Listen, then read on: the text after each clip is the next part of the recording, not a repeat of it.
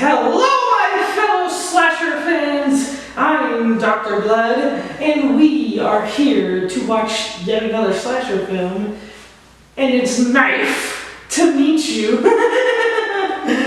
That being said, school may have gone back into session, but I always love a trip to a summer camp, even though it's the fall. But it's different when that summer camp becomes bloody.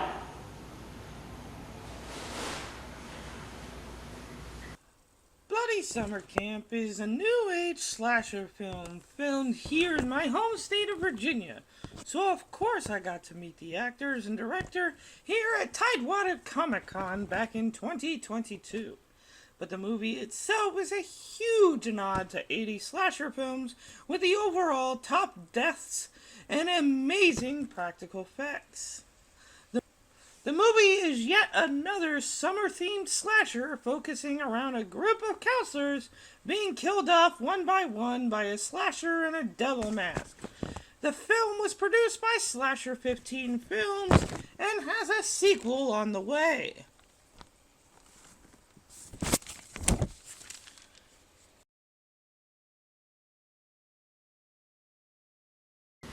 Which I gladly donated to for the second film.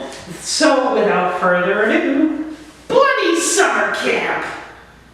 We begin with Terry and Amy on their way to Camp Trustfall when their car breaks down, forcing them to set up camp, despite a lurker seemingly around. And while they try to sleep, said lurker sets them and their tent on fire.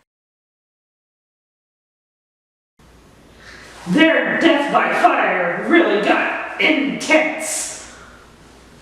We go to Tiffany and Kimberly, also heading to the camp, stopping at a gas station for some drinks, as we see missing persons posters everywhere. Kim and Tiff think it's weird for no one to be at the front of the store, so they snag their sodas and leave the cash. A hitchhiker then meets our killer as the next victim dies.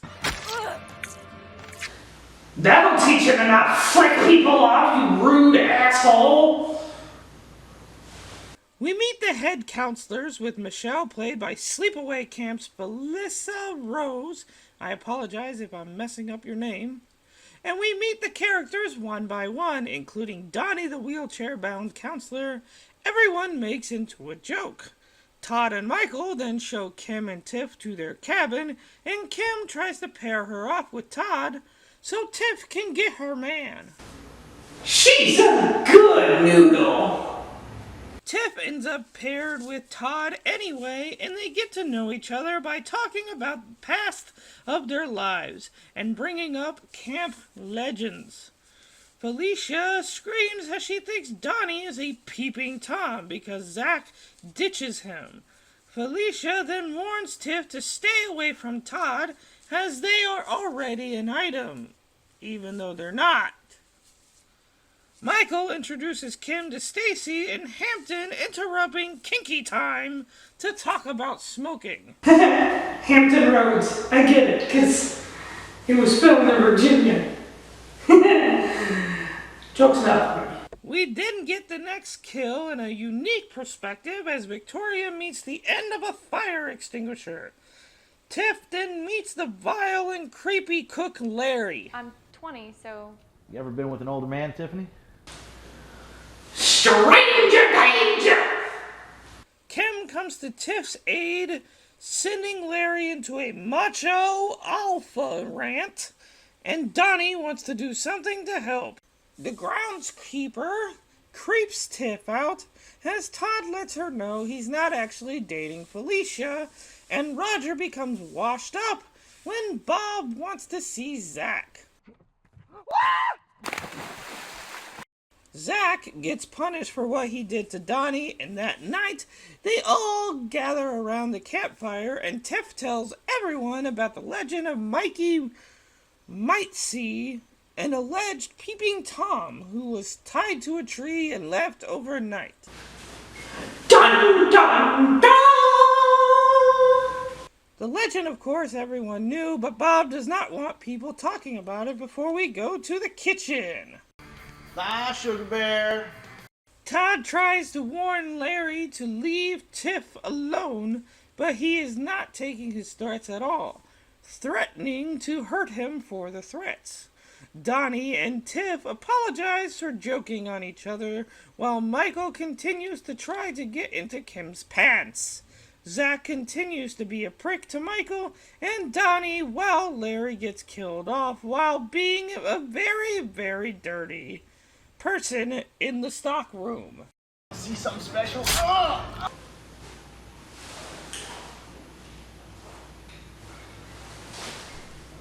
That is not the secret sauce that we wanted. Everyone celebrates Larry not showing up as Michael's dealer doesn't get him any pot, and Zach apologizes to Donnie before taking him to the next fire. But the next morning, they find his wheelchair by the lake, which of course Michelle and Bob want to cover up. We then meet the sheriff who wants to know facts, as well as Mikey's mom furious that nothing has yet to be done about his son's death. Todd blames Zach and does what everyone has wanted to do.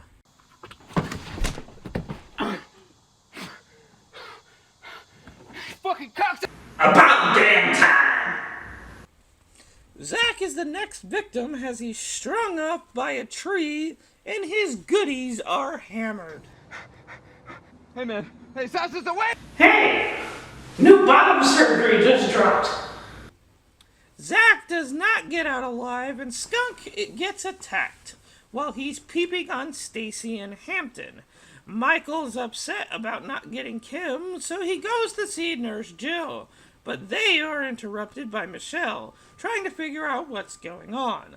Once again, Michael getting cock-blocked. So they promise to meet each other later. While Todd and Tiff make out on the lake, Hampton is trying to take the Browns to the Super Bowl before Stacy becomes the next victim. You know, I was once a camp counselor like you, but then I took an arrow to the head. Hampton dies via curling iron, and Felicia gets a note supposedly from Todd, only for her to also get chased around the campsite, and we see a great shot as the killer stalks her from outside the building. One of the cooks gets killed trying to protect Felicia, while the other one does one of the funniest things I've ever seen in a slasher film. Oh. Nope, fuck this. You can have them. Spoiled ass. Felicia literally sees her death coming. Bye, Felicia! The movie goes into a ludicrous but all too real cop racism joke with the cook that was not killed. The remaining campers know something's wrong as our killer cuts the phone lines, and none of the cars will work. That night, Michael ignores what's going on and heads to meet Jill. Only she meets the devil first, who drowns her while she's skinny dipping. And that's what you get for being naked in a slasher. Tiff thinks her and Kim should help whoever's screaming, but Kim chooses to think about herself. Tiff finds a delicious head soup as the devil starts stalking her and Kim, who's had a change of heart. But Kim eventually meets her own demise with a really cool motion shot as the machete meets her back.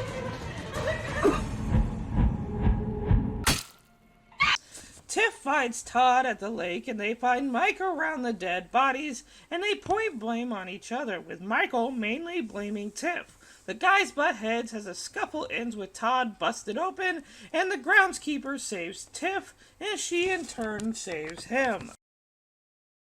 So much stuff has just happened in the past 5 minutes. It just feels like so much filler is going on right now. What's going on? Donnie is somehow alive and the cop lets Tiff's mom take them to the hospital. Skunk also survived his attack, but he's arrested for drugs. The cops then give the biggest twist as we learn that Donnie is not actually Donnie, and in fact the killer who killed the convenience store clerk and the real Donnie, stealing his identity, but because he liked Tip and convinced Mike she was at fault, all so he could be alone, ending our film. Somehow alive, and the cop lets Tiff's mom take them to the hospital. Skunk also survived his attack, but he's arrested for drugs. The cops then give the biggest twist as we learn that Donnie is not actually Donnie, and in fact the killer who killed the convenience store clerk and the real Donnie, stealing his identity, but because he liked Tip and convinced Mike she was at fault, all so he could be alone, ending our film. The film has mostly mixed reviews, mostly noting the bad acting and fight scenes, but is often praised for its homage to other slashers and its campy nature, pun intended. And as a fan of slashers myself, I felt this movie succeeds in its schlocky goal, and I look forward to the sequel. And that was Bloody Summer Camp. The movie is not good, but it's B-rated.